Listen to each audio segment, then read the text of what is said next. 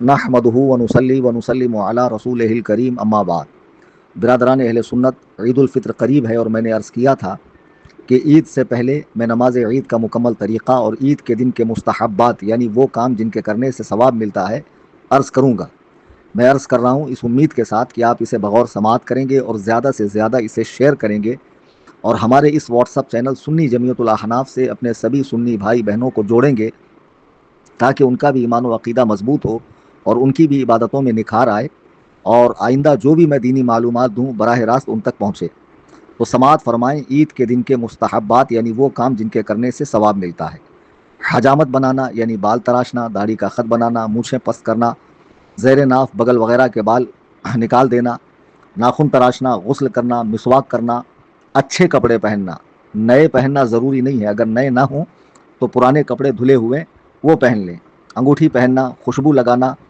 انگوٹھی میں یاد رکھیں کہ 4.5 گرام کی چاندی کی ایک نگ والی انگوٹھی ہو، اگر اس میں نگ نہیں ہے، چھلا ہے، اس کا پہننا جائز نہیں ہے۔ چاندی کے علاوہ کسی دھات کی ہو مرد کو پہننا جائز نہیں ہے۔ 4.5 گرام کی ایک نگ والی انگوٹھی پہننا۔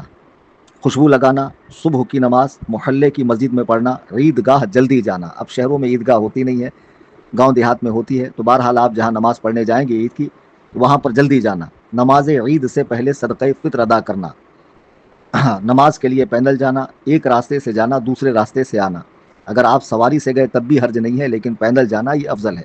اور جاتے وقت جو تکبیر تشریق عید الاضحیٰ میں پڑھی جاتی ہے، اللہ اکبر لا الہ الا اللہ واللہ اکبر وللہ الحمد، یہ پڑھیں یا کلمہ، یہ ضروری نہیں ہے، آپ پڑھیں گے اچھی بات ہے۔ خاموش جانے سے بہتر اللہ کا ذکر ہو، کلمہ طیبہ ہو، تکبیر ہو، سبحان اللہ، الحمدللہ، لا الہ الا اللہ، اللہ اکبر، اس طرح کے کلمات آپ ادا کرتے ہوئے جائیں، درود شریف پڑھتے ہوئے جائیں۔ نماز عید کو جانے سے پہلے چند کھجوریں جو طاق ہوں 3 5 7 کھا لینا، کھجور نہ ہو تو کوئی میٹھی چیز کھا لیں۔ یاد رکھیں کہ عید الفطر کے دن اور بقر عید میں 4 دن 10 11 12 13 یہ 5 دن سال میں ایسے ہیں جن میں روزہ رکھنا حرام ہے۔ بہرحال نماز عید سے پہلے کچھ میٹھا کھا کر جائیں نماز عید کے لیے۔ خوشی ظاہر کرنا، کثرت سے صدقہ کرنا۔ آپ دیکھتے ہوں کہ مسجد کے باہر ضرورت مند لوگ بیٹھے رہتے ہیں، تو کچھ چلر پیسے، چھٹے پیسے ساتھ لیتے جائیں تاکہ آپ ان کو تقسیم کریں، آپ کو صدقہ کرنے کا ثواب ملے۔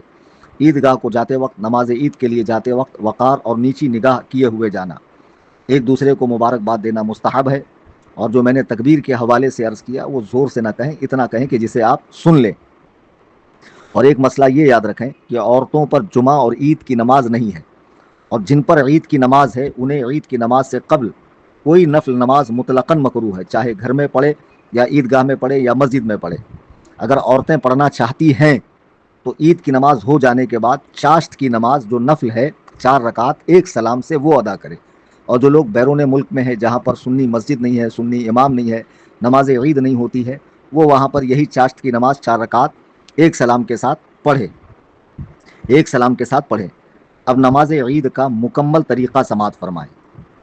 نیت آپ کو یوں باندھنی ہے، نیت کی میں نے، آسان لفظوں میں بتا رہا ہوں، نیت کی میں نے 2 رکعت نماز واجب عید الفطر کی 6 زائد تکبیروں کے ساتھ واسطے اللہ تعالیٰ کے، پیچھے اس امام کے، منہ میرا طرف کعبہ شریف کے، اللہ اکبر کہہ کر آپ نیت باندھ لیں۔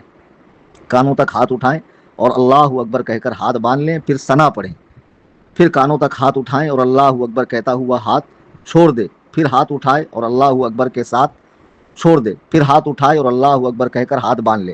یعنی پہلی تکبیر میں ہاتھ باندھیں، اس کے بعد کی 2 تکبیروں میں کانوں تک ہاتھ اٹھا کر چھوڑ دیں، پھر چوتھی تکبیر میں باندھ لیں۔ اس کو اس طرح یاد رکھیں کہ جہاں تکبیر کے بعد کچھ پڑھنا ہے وہاں ہاتھ باندھنا ہے۔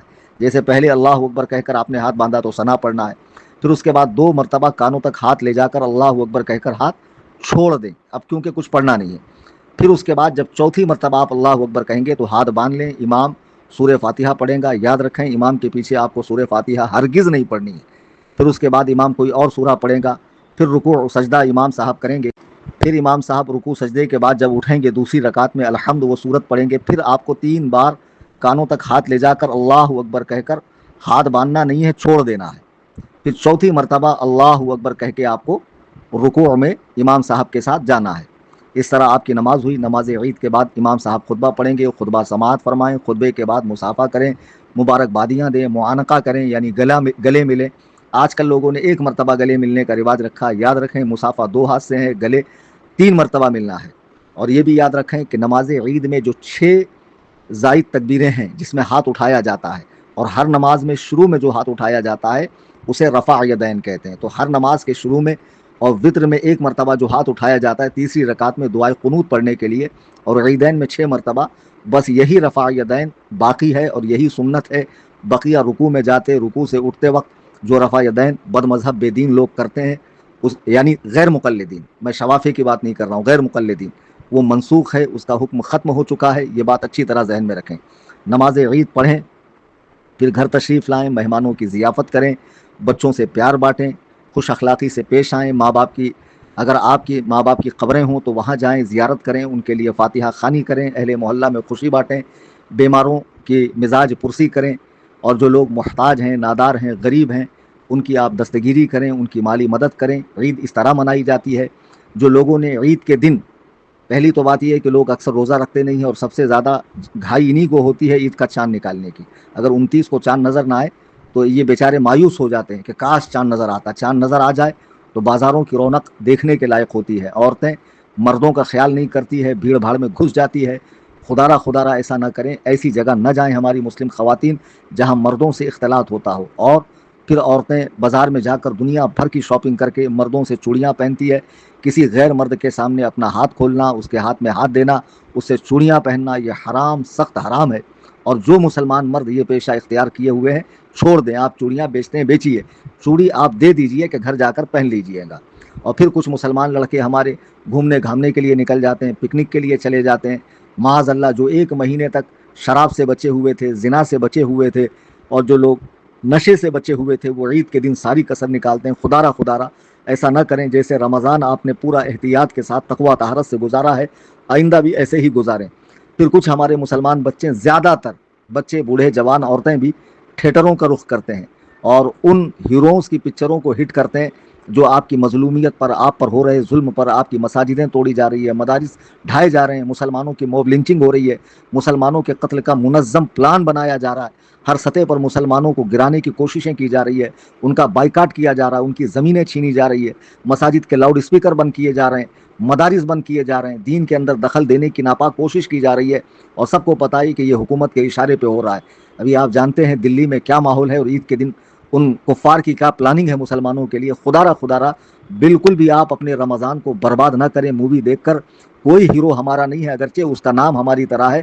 آپ دیکھیں کہ وہ مسلمانوں پر ہو رہے ظلم کے بارے میں ایک لفظ بھی نہیں بولتا ہے، لیکن وہ کفار کے تہوار خوشی سے مناتا ہے، ان کے فنکشنز اٹینڈ کرتا ہے، ان کے معبودان باطل کی پوجا کرتا ہے، گھر میں لا کر رکھتا ہے، غرض کہ وہ ہر طرح کافروں کی خوشی چاہتا ہے۔ اس کا نام فقط مسلمان جیسا ہے۔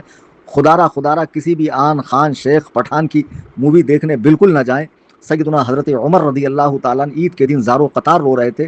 کسی پوچھنے والے نے پوچھا آج تو خوشی کا دن ہے، رونے کی کیا بات ہے؟ آپ فرماتے ہیں ھذا یوم العید و ھذا یوم الوعید، یہ خوشی کا دن بھی ہے اور یہ ڈانٹی کا دن بھی ہے، سختی کا دن بھی ہے، یہ دھمکی کا دن بھی ہے۔ یعنی جس کی نمازیں اور روزے اللہ کی بارگاہ میں قبول ہو گئی تو یقیناً وہ خوشی منائے۔ مجھے تو میرے نمازوں کا، روزوں کا، تراویح کا اور صدقات کا پتہ ہی نہیں ہے کہ وہ بارگاہ الہی میں قبول ہوئی یا نہیں ہوئی، تو بالآخر میں خوشی کیسے مناؤں؟ دیکھو وہ لوگ جن کو زبان رسالت سے جنتی ہونے کی بشارت مل گئی ہے، وہ عید کے دن بھی اپنے رب کی یاد سے غافل نہیں ہے، ڈرے ہوئے ہیں۔ خدا را عید کو کھیل کود کا ذریعہ نہ بنائے۔ اپنا پیسہ، روپیہ پکنک پر، پکچرز میں، اور فحاشی پر، نشے پر، اور اس طرح زنا پر معاذ اللہ نہ اڑائیں۔ وہ پیسہ آپ اپنی قوم کے اوپر خرچ کریں، مسلمانوں کو مضبوط کریں۔ آپ سب کو میری جانب سے عید الفطر مبارک۔